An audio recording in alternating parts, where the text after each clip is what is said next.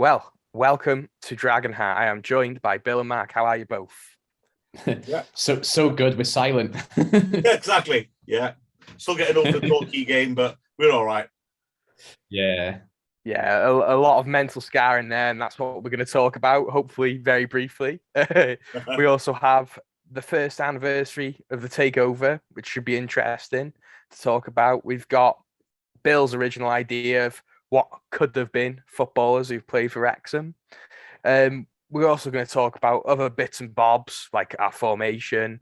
Mark's been interacting with fans on Twitter. So, yeah, it should be an interesting show. So, this is Dragonheart. I'm Jake Hyde, and this is Dragonheart.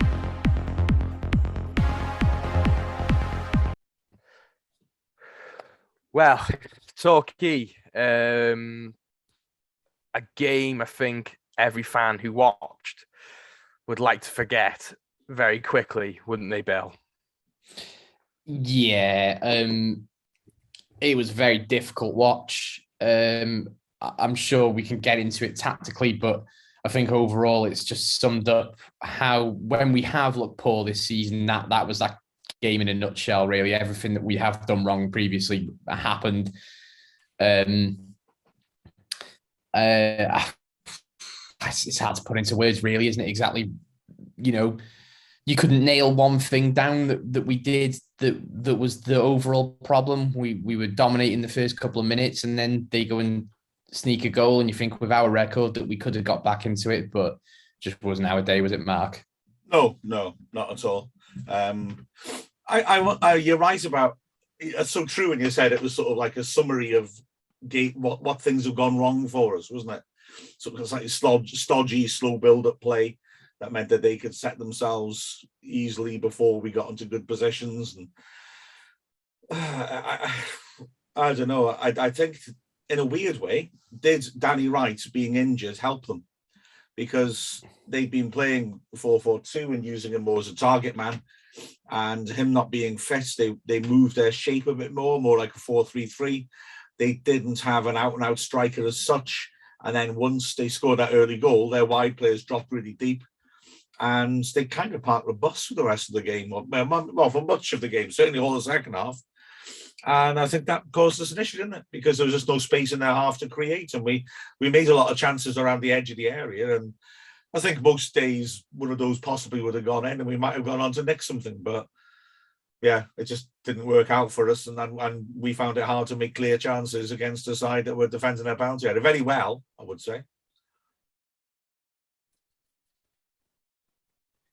Yeah, it was a very frustrating game. And I think what summed that game up was the most analysed corner in football history. The end of the first half, the sorry to people who listened to Wrexham play at the time, but that it was that Luke Young passing the ball to James Jones and the counter attack from there, which was a good idea, but the execution was poor, and I think the whole game just seemed to be like that. Really, I don't really think we made many clear-cut chances, which it was just as all the criticisms that we've had previous in the season just seemed to come back for that game. It's a crying shame, really. I mean, I would say, you say about lack of creativity, and you're right, and we didn't make any clear-cut chances, although, let's be honest, they only made the one. But still, that doesn't matter, we lost. I'm not trying to make excuses here, but, I mean, we were missing Mullen, our best striker, and Davis, our best creative player, and it didn't help us. But having said that, I know the response to that is, yeah, but we had a lot of expensive players on that pitch as well, and my reply to that is, yeah, you're absolutely right, and we should have been better than that. Yeah, it was difficult to see what the shape was when Dior and Liam McAlinden came on, wasn't it? I mean, I can't remember who exactly they came off for. It was Ponticelli and Ponticelli came off, and then Kenworth came off when Kwame came on. That was it. Yeah, and Hosanna didn't have the best of games, and considering how good McAlinden looked down that left, you'd have thought that was the swap that was coming, but it didn't materialize. And I'm a big fan of Hosanna. I think he's doing really well on a side that's not naturally his. So I wouldn't want to beat him up too much over not having a good performance after coming straight from an injury. But what we needed was you said it in the commentary, Mark. We needed a bit of an injection of pace down the wings. We needed to be getting the ball more forward using the channels, and it just didn't happen. And I think any other year, if we didn't have a whole new team sort of settling in, you'd kind of take that result on the chin, go, all right, whatever. But we possibly already lost too many games that, and those early games that we lost or drew when we should have won might end up proving costly.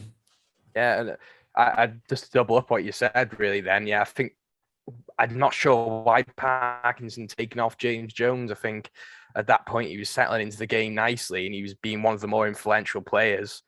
As you said, I think that the right decision would have been to take Bryce Hosanna off, who was a bit absent for that game, and stick Liam McAlinden on, personally.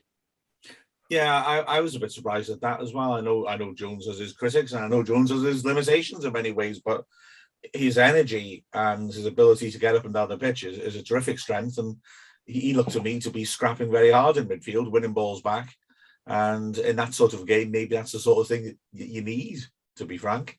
I also think, I used to say this last season, and I realised it's a cliche I don't think I've used this season. Or maybe Jurgen Klopp saying the best number 10 is pressing. And I in games like that, sometimes that's true, isn't it? If you can't break a team down because there's not much space because they're so deep, sometimes the best thing to do is the counter press, where the moment your attack breaks down and they've got the ball, and you try and tackle them back. Because if you win that ball back high up the pitch when their players are starting to maybe just come out of those defensive positions, they could be exposed much more easily than when we've stung 20 passes around in front of them and they're just sitting in their shape, calling us on. So, maybe having Jones's energy, because he does win tackles, he does have the energy to get high up the pitch and join the strikers. I'd have been tempted to have kept him on myself. If I could go back to Bill's point as well about the shape when we finished the game. Yeah, funnily enough, I was thinking about that this morning. What sort of shape is it? It's sort of three players up front. McAlinden's kind of behind them. And then you've got the two the midfield pivots who sort of have to stay back a bit because you're going to try and get your fullbacks up. And the thing is, it didn't work. But I don't want to be critical in saying that, in the sense that it's exactly what we did at Halifax. And I'm Halifax, when we did that questions a couple of weeks ago about what's the most memorable away wins and what's the moment of the season, Halifax was coming up massively. Well, yeah, quite right. Brilliant win. But until about the 80th minute, it felt a bit like that Torquay game, admittedly against better opponents. Like you said previously, Mark, as well, or like we've said between, I can't remember who it was that said, but you look at some of those results and we've managed to turn it around and they look great results. Even on paper, they look great, but the first 70 minutes were poor performances. And, if we'd have even just nicked the one goal, we might have been walking away from that thinking, oh, well, subpar performance, 1 point in the bag, but it just didn't happen. At least they were trying something a bit different. I just personally felt like, especially Tom O'Connor, who wasn't used to playing with us, was a bit isolated at times in the middle. Even with Jones on the pitch, he was busy and doing things. You could sort of see that Young and Jones have previously been asked to play that deeper role, and maybe they're just not quite used to yet playing it. Both in their careers, both played further up, but they've been playing deeper recently. So that's not just going to. It's not like FIFA. You can't just overnight turn yourself back to a centre midfielder and everything's fine. They've got to adjust and work on patterns of play with each other, haven't they? So, yeah, I don't know. What do you think of O'Connor's performance, Chay? It's quite hard because he is literally just signed and you've got to give him time. The quality was quite clearly there. Some of the balls were really good, but some of them were also not very good. Yeah, you can't really judge him off one performance. He's a young lad. He's just joined and it was okay. I think he was one of the better players on the pitch, I think. Yeah, I agree completely. I think you could see what qualities he's got. But he's playing most of the game and like you said, Bill, in a sort of withdrawn midfield holding position, trying to keep the ball moving. And quite frankly, if Torquay were coming at us more and he was able to keep the ball moving under pressure and take their players out of the game, by quickly shifting it around, then he could be bossing that match. But when they've dropped off deep, he's more just, the anchor point in midfield, shifting the ball around. He's maybe not got a chance to really hurt them. That's why I agreed with Neil in the commentary saying maybe he and maybe our team should be about 10 yards higher at the pitch. Put him in a position where Torquay have to come and meet him, and he can use his strength to hold the ball and his passing to take players out of the game. I thought he won a lot of headers, which is quite pleasing. My dad has always been one for looking at how big the opponents are and said, oh, they look a bit big, don't they? And there's always one for, we should have a big bloke in midfield. My dad's worship Danny Williams, for example, and there's something to that, especially at this level of football, isn't it? Having a big lad who wins all the headers and tackles at the back of your midfield isn't a bad thing to have at all. I was encouraged by what I saw of him, although I accept it didn't go as well as he'd have liked.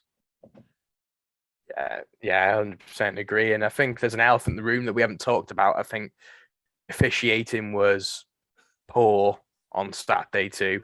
I think the first goal should never have been a goal because it wasn't a free kick. It was a fair tackle won by Aaron Hayden.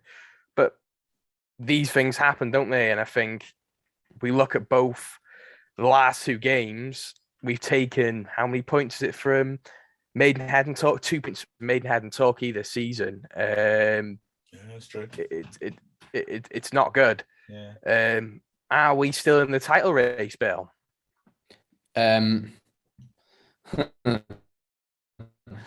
I'll stop just short of saying no, but if it was out of 10 and our chances of winning the title were 10 and a chance of definitely not winning the title was 0, I'd say we're about a 2 at the moment. The opportunity is still there if we can go on a run of form, but I think that was probably the last game that we could lose to even have a chance.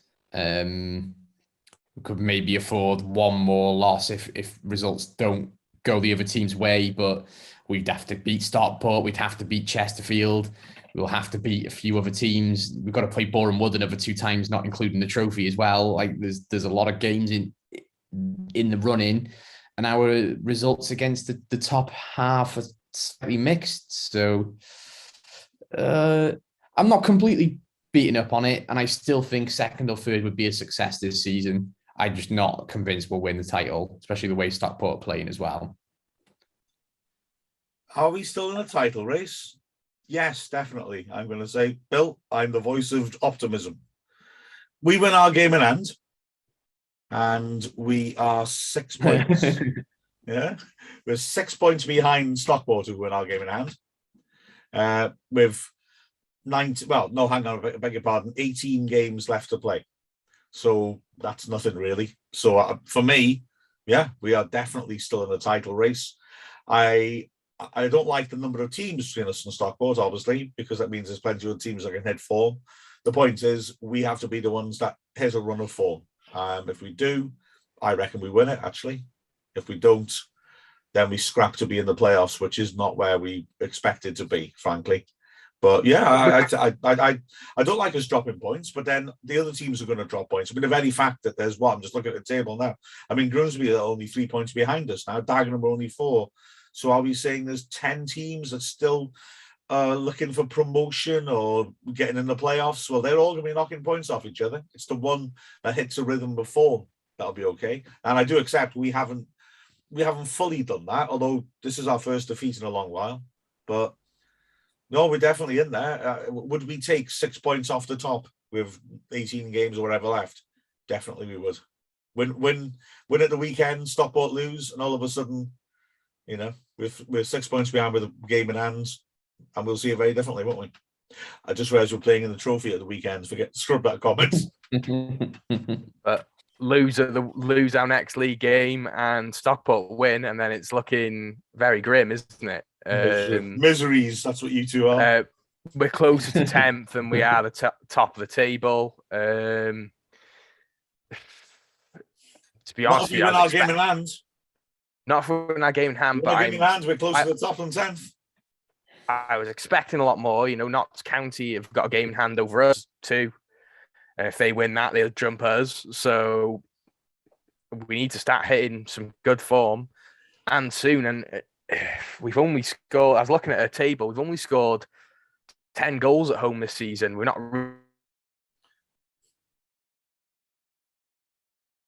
really blowing away teams at home. We're scoring goals at home. So yeah, we've got some really tough games coming up at home too. So we've still got Bournemouth to play twice. They've got a lot of games in hand, and they look like a good side. As long as we're in the playoffs, that's the main part. 'Cause I think we're a team that's suited to big occasions, big. We got the tactic, we got the right team, the big players for the playoffs. But yeah, a bit unfortunate. I think we're firmly out of the title race. I can't see us budging Stockport or Chesterfield. You can tell, Mark, that our dad's English and is used to perpetual disappointment as an England fan. So it's been drilled in us from a young age to be automatically be disappointed, and you'll never be anything less than that. Well, I'm going to take the optimistic route and say, right, okay, I totally agree.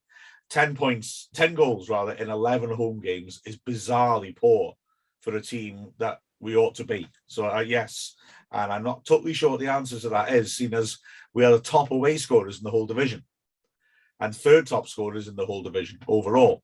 So do we actually have a problem scoring goals? At home we do, away we don't.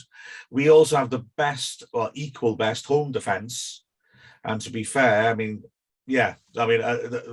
so we at least aren't letting goals in. 6 in 11 games is terrific. It's not right. In a way, that unevenness of our statistics, I think, sums up our season. We're not consistent, and that is what concerns me. We're not consistent generally over games. How many games have there been where we've put in a full, consistent, good 90 minutes? Very few. And yet we have put in a lot of good performances overall and got a lot of good results. Yeah. It's not quite there yet. It's too late now to be saying it's not gelling yet, I think. But having said that, I still would say win that game in hand, and 6 points off the top with 18 games to go. Game on. Is the way I look at it. You know, it's best if we stay around where we are, coming towards the last few games of the season, last 5-7 games, and we hit a good run of form. As long as we hit a good run of form going into the playoffs, and we get that home tie for a game, for if we get second or third, and we get that home match for the playoffs, that's brilliant. But we don't want to be in the position where we were last season, where we're scrapping at the end, the last game of the season against Dagenham and Redbridge, who are going to be fighting themselves to get into the playoffs. We do not want to be in that position. We want to be firmly in the playoffs in the last 3 games and hoping to get the second or third position. Yeah, we want it really to have a bit of time, regardless of what the actual position in the playoffs is. We want a little bit of time to prepare for the playoffs. I think teams generally have that little bit of space. Maybe this is something statistically you can look up, Mark, but do teams who scrape into the playoffs go in on form and do well, or is it teams that are settled in? I mean, the 8-point season, we got battered, and the year before that, we got battered in the playoffs by Luton. The year after, when we got to the playoff final, we didn't quite scrape in, but it was pretty close towards the end, and we went in a good run of form. So I know you don't want to play that extra game, and you definitely want to play at home, but we've got a better away form. So if we finish 6th or 7th, 2 away games, and then Wembley might actually suit us. Yeah, that's very true. I think because we're erratic, we're unpredictable, which could be a good thing if we are in the playoffs. I mean, we away to Stockport. Okay, we lost. That's bad, and that's the important thing that comes out of that. But we bossed the first half completely. I couldn't believe how ordinary that was in the first half. I couldn't believe how badly we collapsed in the second either. Away to Halifax, we won. Away to Solihull, they equalised in the 92nd minute. Those are the away games we played against teams above us. And Notts County away, we lost it, but having a red card in the first 8 minutes doesn't help, and we looked good until that point, and we're winning. So, you know, it's more complex than just the points on the face of it. Life's always more complex than just a headline, but it is the headline. It is the league table that will decide our fate. So we have to get that right as well. I must say as well, chaps, and I don't want to accuse you of being negative, of course, although clearly you are. But you're talking about tough games coming up. Well, we should be a good team. We've brought in enough good players.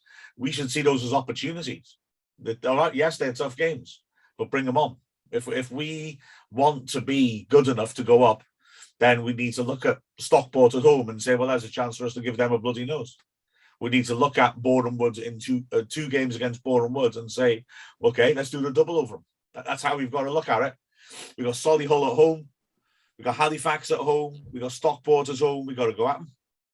We've got to go at them and take the opportunities. Yeah, I agree. And we've got to have faith. We've spent the money. The owners have done all the right things. All the things off the pitch are coming in nicely. We just do need to get the results, starting off with Wealdstone next Saturday, which will be a tough game because they give us a hell of a tough game at home. And it's the big one the following Tuesday against Chesterfield, which is going to be very interesting. We've got Aldershot and Kings Lynn, which you should be looking at 6 points, shouldn't you? In the Barnet home game coming up as well. We've got a lot of winnable home games coming up in theory. I know that the FA Trophy could disrupt that if we get through. But yeah, as you're quite right to quote the inspirational manager George Michael, you got to have faith.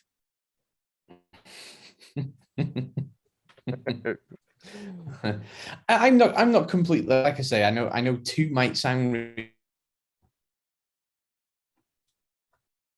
really negative. Ometer, as I'm going to call it from now on. Maybe we could have a check every week, see where the title ometer is currently at. A win and a couple of bad results for other teams.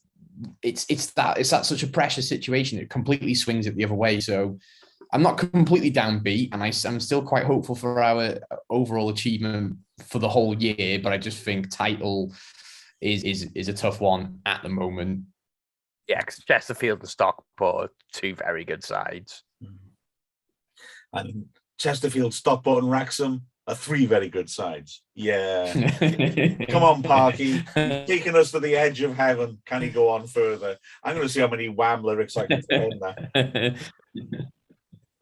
Well, talking of Parkinson, talking of tactics, after this, we're going to talk about should we change to a back four? I'm Harry Lennon, and this is Dragonheart. Well, formations, Twitter have had their say, haven't they, Mark? They certainly have. It's really interesting. I put a poll up saying which formations would people want, because, well, you were saying after the game at Torquay that maybe we should change shape. Other fans have been saying it as well. So I thought I'd ask the question. I was limited by the fact that obviously you can only have 4 options on a Twitter poll. But it's interesting the amount, we got a good amount voting on it. 45.9%, so a big number, wanted some variation like 4-2-3-1 or 4-3-3. Then 26.7% wanted a 4-4-2, and the 2-3 at the back options, staying as we are, 19.9%, and a 3-4-3, so squeezing another striker in, 7.5%. So that's 72.6% wanting us to switch to a back four. A few comments. Got to say one thing I never... Oh, right, okay, maybe I should be clear here. I really didn't think we should go to a back four. I must admit, having heard your argument, Chay, on Saturday, and then also having read some of these arguments, because they were very interesting, I'm starting to see your points. John Adevis immediately said 4-4-2 with a diamond. Diamond would suit Parkinson. It's conservative enough with the sitting midfielder, so we can press and move up the pitch. 3 centre-halves is a waste of a man in a squad with our supposed talent, really. A flat back four should be sufficient if we're threatening the goal more. Tim Lewis said 4-4-2, attacking, overlapping, crossing into the box from wide players is dynamite in the National League. We're a big dog, and we should be imposing ourselves on teams far more.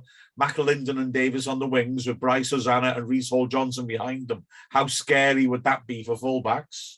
O'Connor sitting as a deeper 8 and Jones box to box in the middle should be more than capable of holding midfield down. 3 centre-backs is a good tactic if you're the underdog. We're not the underdog in most games in this league. Diamond would work well, but I go classic 4-4-2. Dan Rowe has been, right, Dan Rowe's either been scouting for us or has been heartbroken by the sacking of the Chesterfield manager and then checking whether, they want to save money by replacing them with the namesake. It's too late now, of course. Interestingly, I went to watch Stockport last night, who were considered to play some of the best football, and they played 3-5-2, which became 5-3-2 out of possession. And there were loads of long diagonals from the centre-back to Quigley up front. Russell Richards, I don't think we have the players to play 4-4-2, if I'm honest. So it's 4-3-3. Aaron says 4-2-3-1, Palmer down the middle, Mullen left cutting in, McAlinden right cutting in, Davis behind Palmer, fullbacks overlapping. So where are we going with this, chaps? What do you think? I really don't know, I just like the more I thought about it, it's not the formation as such. I don't mind the formation we play, but sometimes I'd just like to see us change it up a little bit more. If you get what I mean. I think Parkinson likes to stick to his tactics. I don't know how we play a 4-3-3 with the players we got. How would you play a 4-3-3 with the players we got? You can't. I think simply put, you can't effectively. We've got no attacking wingers. We've got players who can play attacking wing positions. I don't think we've got specialist attacking wingers to play 4-3-3. I think maybe Dior, Ponticelli, Hosanna pushed up further up could play in a 4-2-3-1 where they're not expected to be so high and wide up the pitch. Maybe they, having that overlap. But I think I flopped the other way from you, Mark. I think I actually voted 4-2-3-1 when I looked at it, and I flopped the other way. I'm thinking,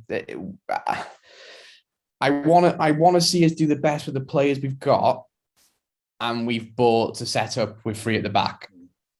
So, like Chay's sort of alluding to, you then kind of have to switch what you're doing tactically rather than the formations.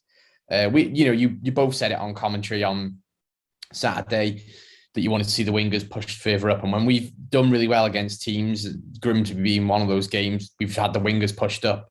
That's nothing to do with a change in formation. That's just a change of approach, isn't it? So, what I would like to see though is if it's clearly not working, like on Saturday when Clareworth, who's been fantastic this year, looked a bit like a wasted. We didn't need him in defence. We were defending well enough. They weren't really getting anywhere near us. Why have that extra man in the back 3 when you could be playing with an extra man in midfield where we were really maybe not so much midfield, but like we were struggling in that middle area of the pitch.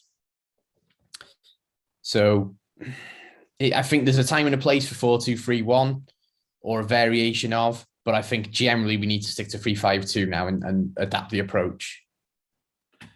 I've got to admit, I think I still think that, and essentially for the reasons you're saying, that Parkinson has bought players to fit a certain system, a certain shape.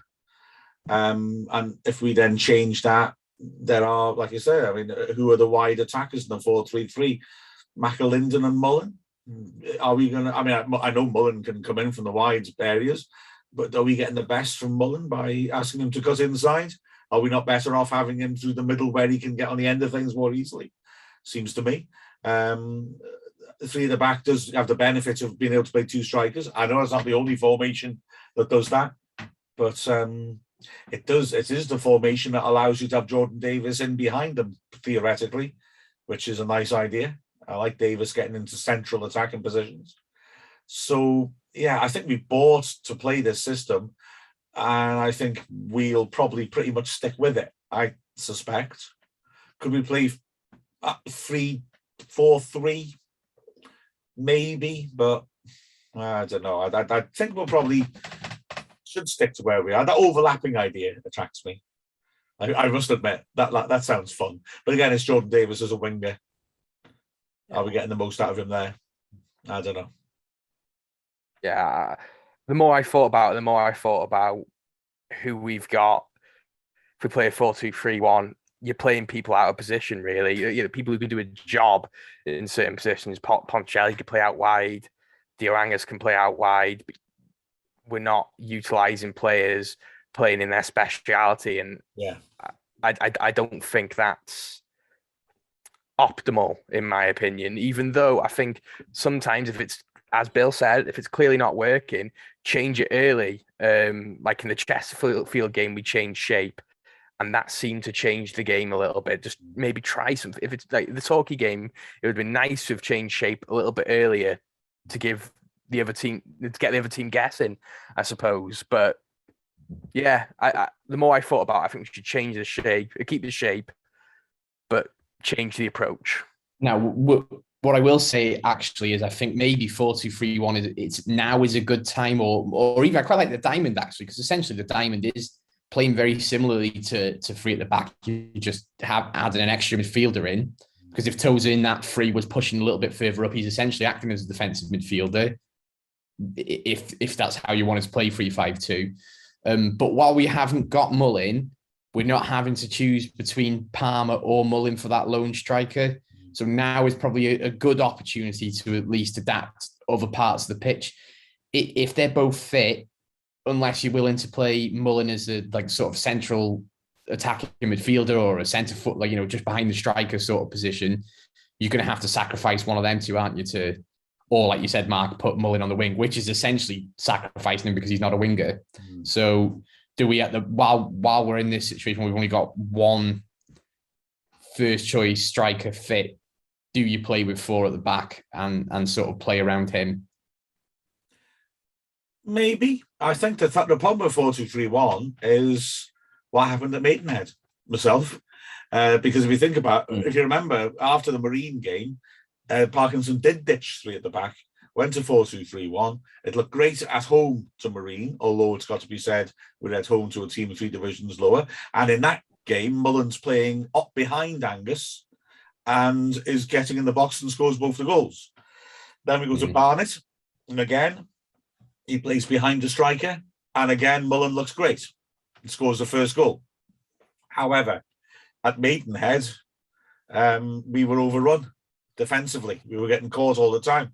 Hosanna and Hull Johnson still wanted to get up the pitch, and we were getting caught and getting done, and it was an issue. And I said, no, it was record on Hull Johnson, wasn't it? But I think that's probably coloured Parkinson's mind against that myself. But I think Mullen, yeah, my feeling is like Chay was saying earlier, and he put it beautifully, when we're spending all this money on deluxe players, it seems strange to then be sticking players in positions that they can do it, but it's not their position. That just seems an odd situation for us to get into and would imply a lack of planning. So I think the logical thing is to keep playing players in the positions they were bought to play. But I think Mullen dropping off behind a striker might well still work, simply because he does naturally drop off a little bit, get into those 30 yards out, have a pop positions anyway, doesn't he? And then can motor past the striker into the box. So he does do that, or make runs into the channels. So, but I think from wide, I think you're in danger of isolating him from a game. Why would you do that to your star player? Is my logic. Yeah, I 100% agree with that, Mark. And it again, though, I think a lot of fans seem to, when we're doing badly, just blame the back three, don't they? Oh, it's 5 at the back, it's negative. But when we're doing well, they don't talk about it. I actually think this formation can be a very attacking formation if we get the wing backs up and down the pitch. So I just think it's the fact that we've had a couple of bad games and we played badly. It's just like, let's just blame the formation. I just think it's a little bit more deeper than that. I don't think it's as simple as just playing 4 at the back and then we'll just end up playing this beautiful attacking free-flowing football. I don't really accept that. I think you're 100% right. I've never understood totally when people talk about being a defensive formation. I see it as a very attacking formation, to be honest, because the way we play it, Hayden tries to join in. Tozer will step up and make play. And on the left-hand side, well, since Lennon will step up and can pass the ball, but since Cleworth's been in, Cleworth can actually do the overlapping centre-back thing. So, yeah, I think there is an intent to go forwards with that formation. And like you said, our 2 wing-backs play like wingers sometimes, don't they? Although I also agree with Bill that in the Torquay game, Torquay had dropped off so deep Their wide players were so deep. Their striker was so isolated. Having 3 men marking him did seem a bit of a waste. But yeah, I don't see it as a defensive formation at all. As who was it? Mr. Rowe, who went to see Stockport Chesterfield. Stockport play that system, and people aren't complaining about them and their style of play. It is what you make of it, I suppose. When we got promoted to Dennis Smith, we played exactly this system, and we scored a hell of a lot of goals, and we turned over a heck of a lot of teams. I don't think the system is at fault. I mean, Wayne Phillips, I remember talking to him at Maidenhead actually about shape, and he was basically saying formations don't matter, the players do. I feel like the truth lies in between those two things, but the bottom line is I don't think 3 at the back's necessarily an issue. I think maybe it's certain other things that are the issue. Form or maybe perception, because like you say, I think it's a feeling of we've had 2 poor results, so something needs to change. I understand that, the logic behind that, but actually the Maidenhead performance was very good, wasn't it? It was just that we had 10 men for the whole match and couldn't quite hang on, but it was nearly a brilliant win. Yeah, I 100% agree. I think you've wrapped it up perfectly there. There's a lot of things at the moment about perception. Some players, some formations, some teams are wrong place at the wrong time. So after this, we're going to be talking about players who could have been greats. Wrexham's Heartbeat. This is Calon FM.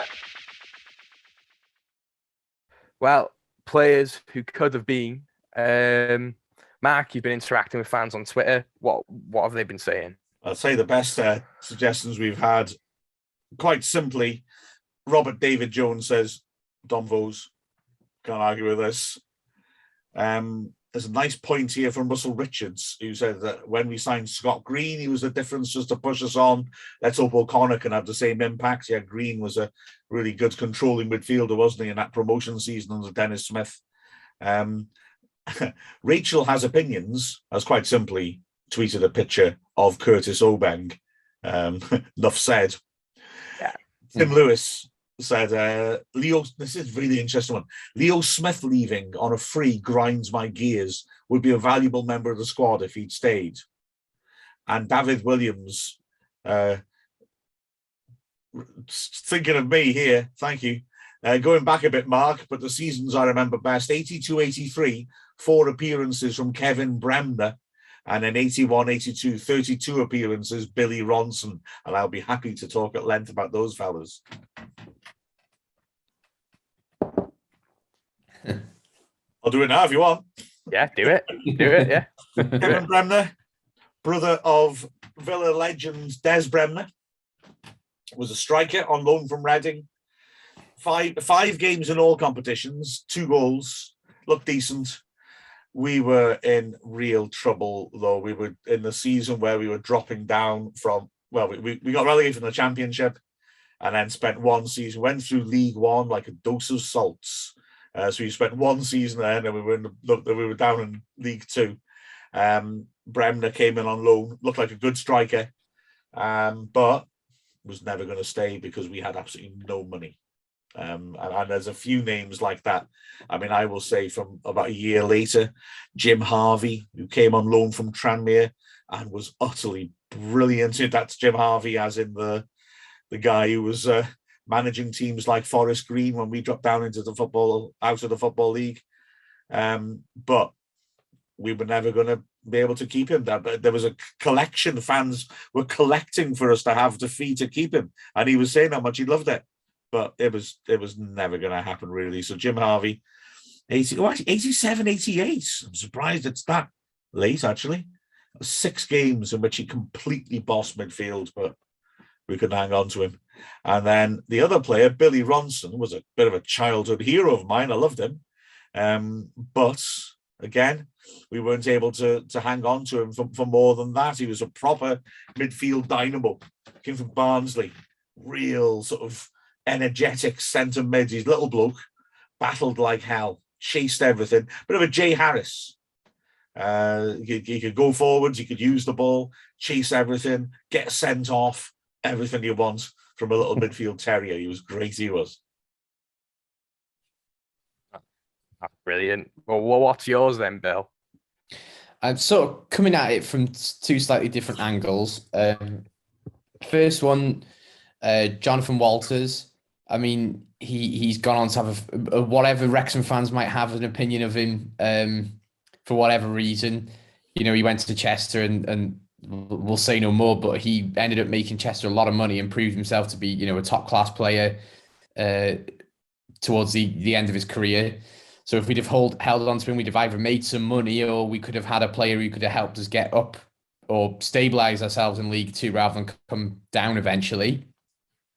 And then another player, Jake Spate. Now, I know he moved to Mansfield to get closer to home to Sheffield, but he ended up going up with Mansfield that year. And again, I'm sure it's more coloured on his opinion, or people's opinions of him as a person rather than as a player. But as a player, I don't think we've had a better striker. But the stats in the room will be able to tell us who, if we have had a better striker statistically. But he scored more than Louis Moult from what I can remember. And that year, the one thing that we were really missing was a prolific striker in that playoff year, the year after. And I think if we'd have kept hold of him, he'd have added those extra goals that we maybe needed to push for the title or even, you know, win the playoff final. A very, very, very good striker in the conference. Moult got 16 league goals in 32 starts. Spate got 20 in 33. In all competitions, though, Moult, I'm going to sneeze. I fought one off before, but this time it beat me. I'm sorry. Moult actually scored more in all competitions, 23 in one season, and Spate got 20. But yes, you know, I mean, you wonder. I mean, there were questions about Spate, and I think, well, I mean, I can say this, I guess, that I think there was a sense that Dean Saunders maybe accommodated him a bit too much sometimes, and Morel wasn't willing to off the pitch, and that meant he was inevitably going to go. But you know, I mean, I don't think you can make exceptions for players on when they turn up for training and things like that, which is certainly what was being suggested at the time. But yeah, you never know if we'd been able to keep him. He scored a lot of goals, didn't he? And as for John Walters, well, I've got to say personally, I really liked Walters. I thought for us he was good, even though he didn't score a lot of goals. There's 33 league games, 5 goals. But I would point out that he carried Lee McEverley, and that's something. McEverley, 7 goals in 15 starts with Walters. And also that season, we had Matt Derbyshire, 10 goals in 16 starts. And Walters, I think, was a striker who did a lot of work for other strikers to give them a chance, didn't he? So, yeah, I really liked Walters. I thought he was a good player. He got 7 in all competitions as well. So, okay, 7 in the season's not amazing. But having said that, you know, he's put in a good effort. Also, remember, Mark Jones was there as well. 13 goals in the league, 16 in all competitions. Chay's smiling now, his hero Mark Jones.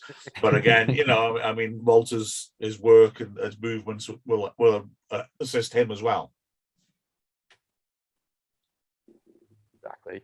So, how about you, Jay? You just mentioned him, Mark Jones. I think if Mark Jones is in better sides, he had so much ability.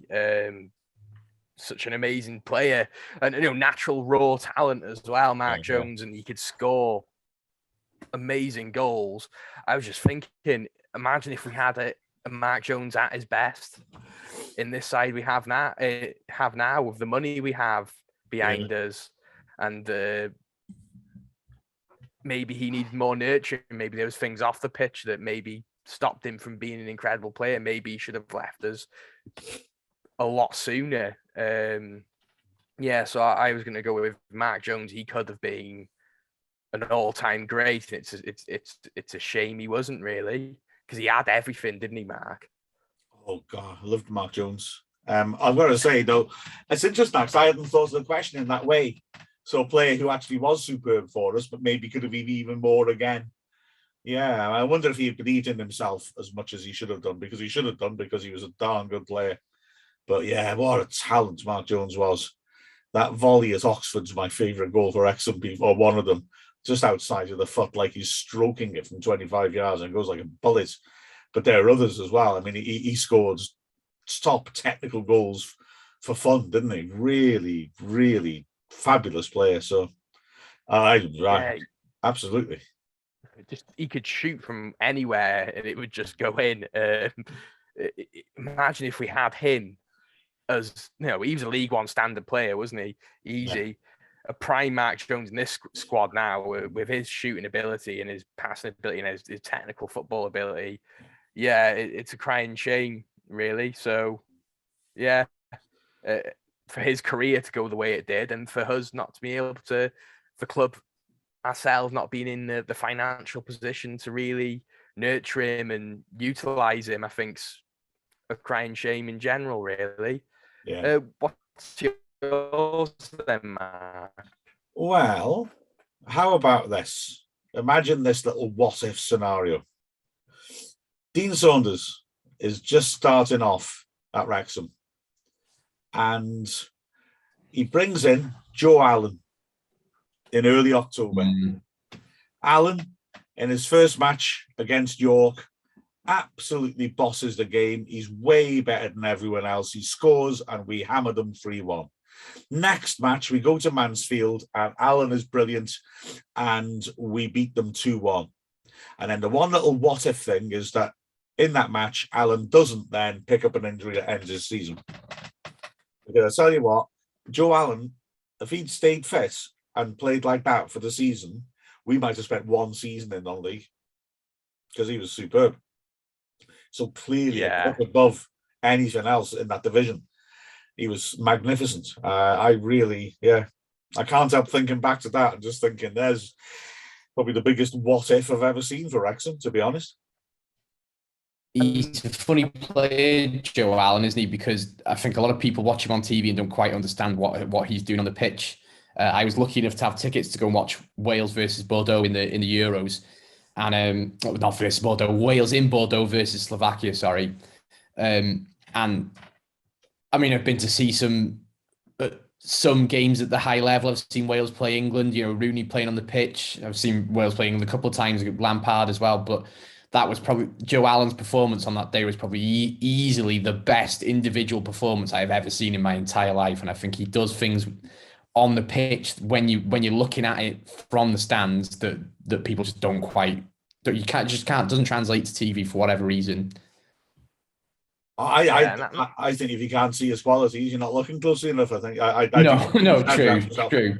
And then he was young and dynamic, and he was getting around the pitch so quickly. Now he's maybe a little more of a holding player, and that's good. I think the way he's adapted himself's been very good. His accuracy of passing's always been good.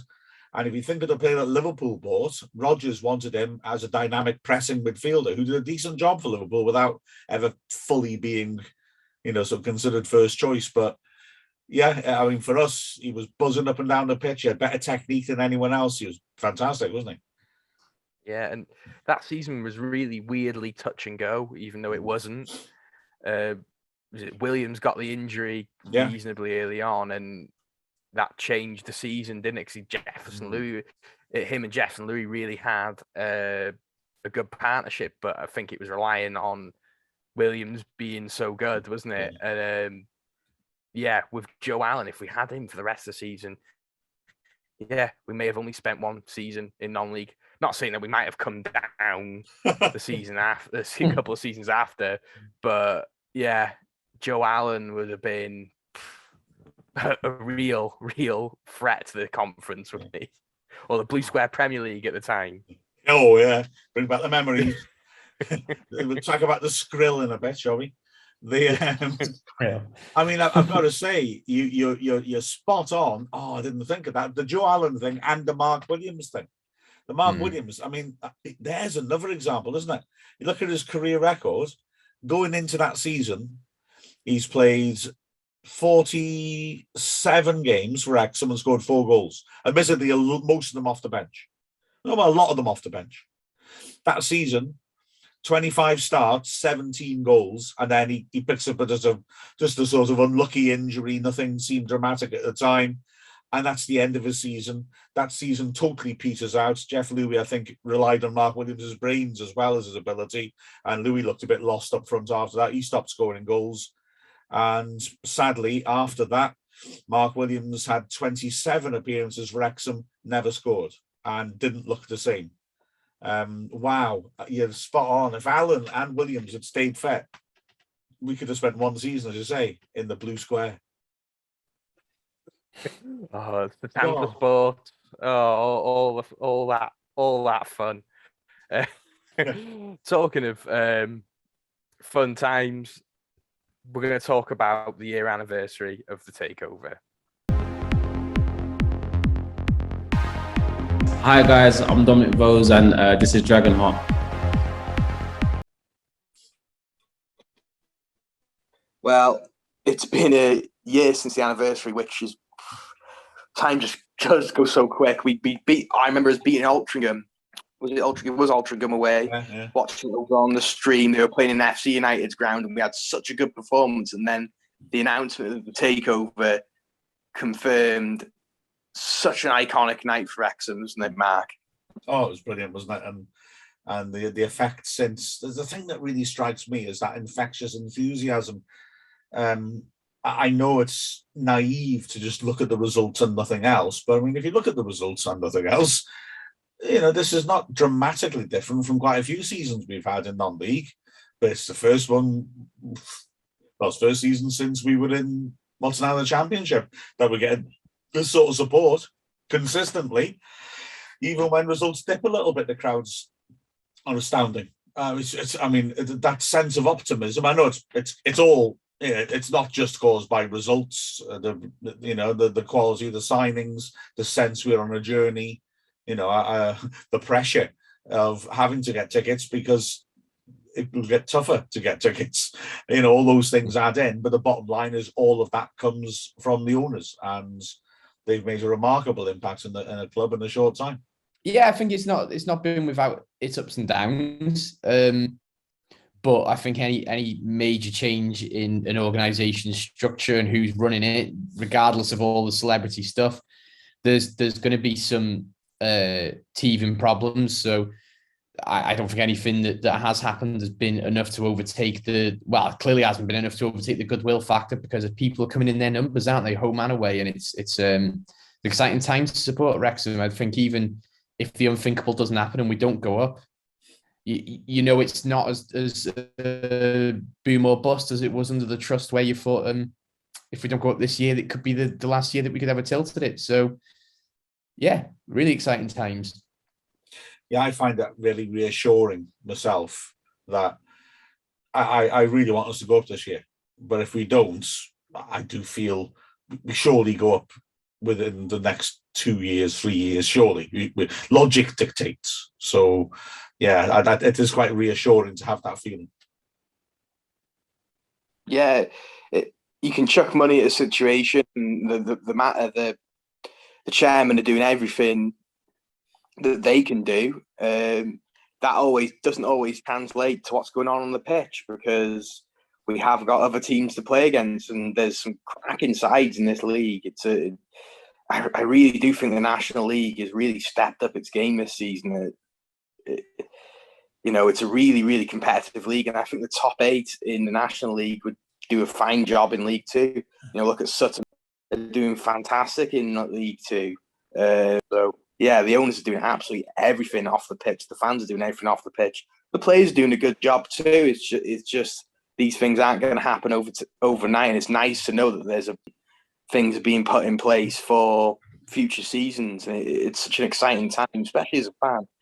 Me and Bill are going to Wealdstone in a week on Saturday, and it's just mad that everyone's just clamoring for away tickets, no matter how far we are. Torquay, 790 fans, wherever it was at Torquay. It's unreal support. It's Championship, Premier League level support, and it just shows that we are a sleeping giant, and that it's not just fun and games.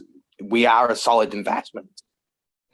Absolutely. And you say about the investment off the pitch, it's just nice to see the owners also giving money to support people in the community, not just on the pitch. I think that's been absolutely fantastic, and there's a brilliant following on from what the Supporters Trust were doing in their stewardship of the club. I think that's wonderful, and just the fact that we've got their ability to communicate skillfully and intelligently and wittily. It's just great fun that every few weeks something drops on social media and it's hysterical. Still have to sort of like pinch myself sometimes, like that it's. I know everyone loves Ryan Reynolds, and who wouldn't love Ryan Reynolds? But Rob McElhenney, who's the creator of probably one of my favorite TV shows of all time, was going to rock up to the racecourse a couple of times a year, just hanging around in Wrexham. It's mental, isn't it? I think all three of us are on that page, aren't we? Really, we all love Always Sunny, and it's crazy that it's him doing it. Yeah. It's absolutely just. It was mental when they first come here and like a religious sort of occasion sort of thing, Ryan Reynolds said. And that's just crazy how much they're really getting into it and they're really embracing the town. And the one thing I'd love to say is how much they're doing for the Welsh language and Welsh culture. Yeah.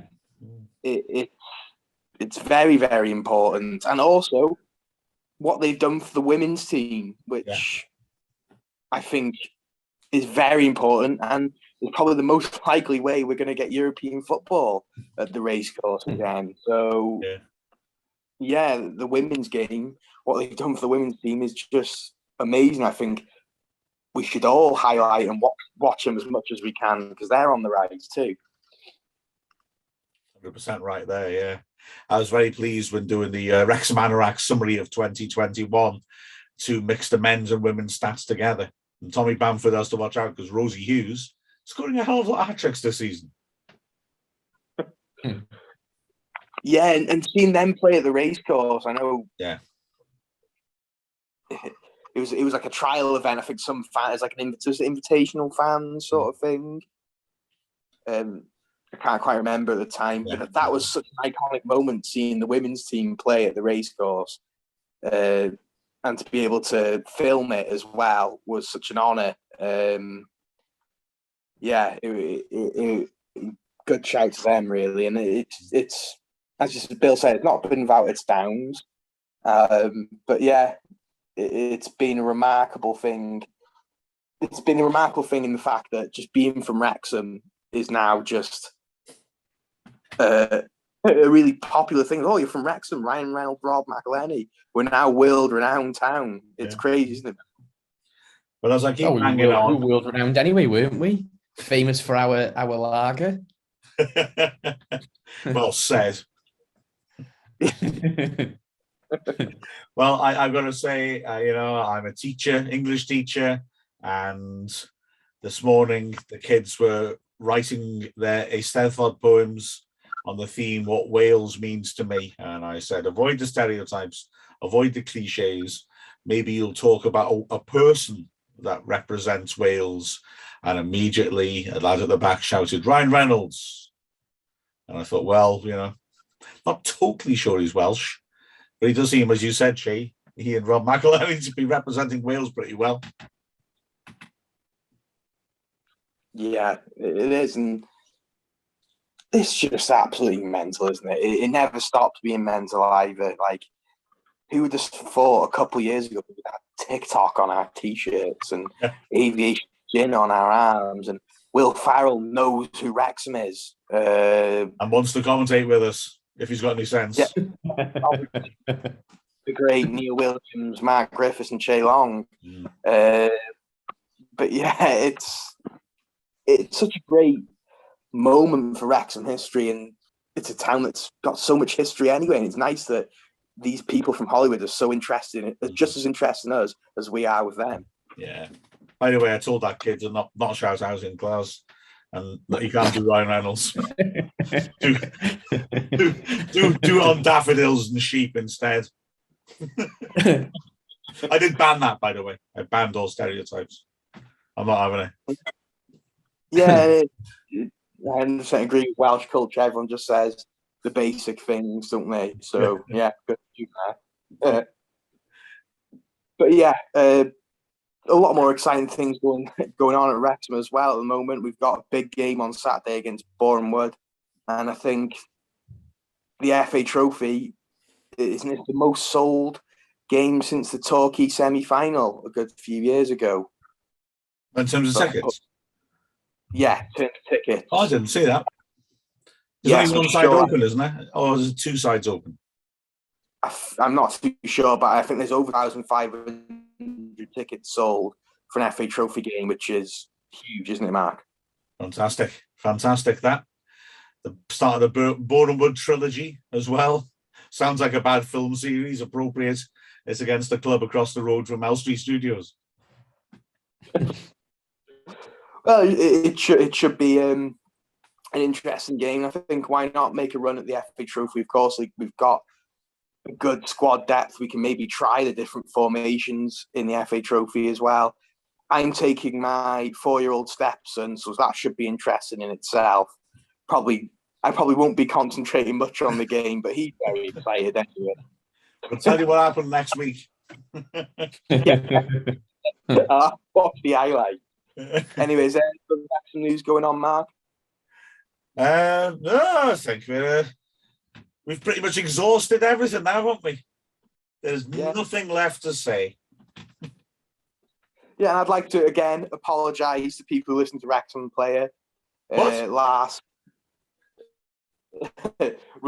Saturday, as we talked about that corner for 5 minutes too long. It was the most broken down corner in the history of corners. It was brilliant. That's what people want. It was also the it was also the best breakdown of a corner in the history of breakdowns of corners. Absolutely. There was 4 blokes saying the same thing over and over again.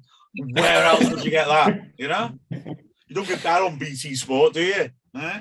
Yeah, but why didn't he just put it in the mixer, Mark? That's what I'm just keeping me up at night. Absolutely. You know what? Will Ferrell was the only, would have really, if he heard that, he'd have got in his private jet for the second half. I'm surprised we haven't had the call up to do the Champions League games in the next in the future. Yeah. But anyway, for more micro analysis of games, we've got make sure you tune into Wrexham Player Match Centre on match day. If you can't make it to the game, follow the Wrexham AFC Twitter. Thanks to Bill, thanks to Mark for joining me for this Dragonheart. I've really enjoyed it. This has been Dragonheart.